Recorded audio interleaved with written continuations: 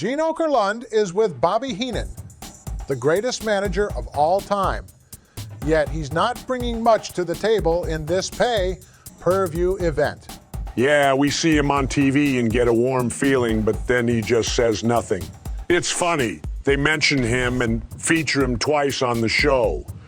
He brings up something funny because Heenan's got a hit out for Orndorff, and now he's turning his attention to Hogan with Bundy for WrestleMania 2. That's right, Jesse.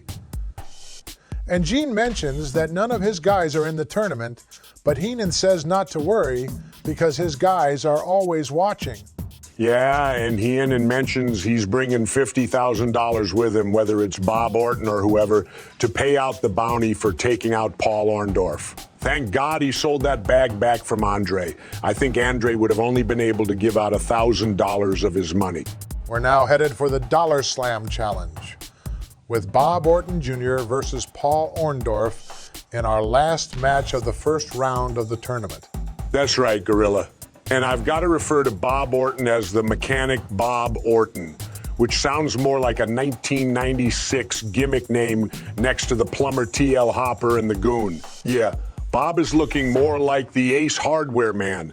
Orndorff is wasting no time, going right to work on that cast and ramming it into the corner, hanging it over the ropes and torquing it in all manner of ways.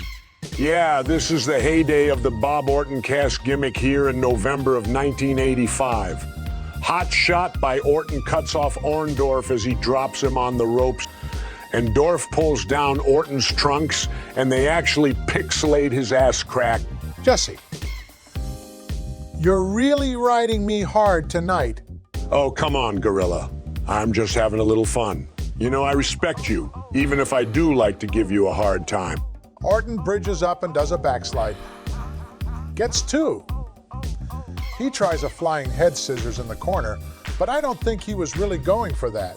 Yeah, Orton looks more like Gene Hackman's stunt double in the first Superman movie.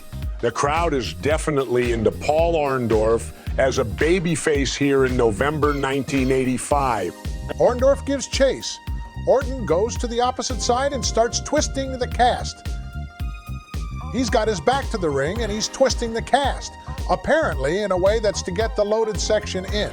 That's right, to get the loaded section in. But if one part of the cast is loaded, why isn't the whole thing heavy? I guess one of them had to be burning hot, as one of them got the iron plate in it, and the other side is extra soft, cast and plaster. Orton gimmicks up the cast, turns around while Paul Orndorff is not looking, and drops him. Orton thinks he's got a huge score, but indeed, the referee saw what he did. So while he covers Orndorff, the ref slaps Orton on the back for disqualification and raises Orndorff's hand as Orndorff advances to the second round after 7 minutes of tangling with Bob Orton.